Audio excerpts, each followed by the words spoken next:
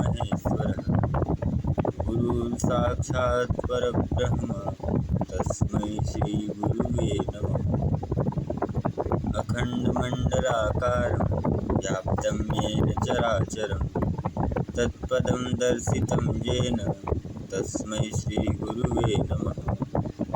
अज्ञानतिमिरान्धस्य ज्ञानाञ्जनशलाकया चक्षुरुन्मीलितं येन तस्मै श्रीगुरुवे नमः। स्थावरं जङ्गमं व्याप्तं यत्किञ्चित् सचराचरं तत्पदं दर्शितं येन तस्मै श्रीगुरुवे नमः।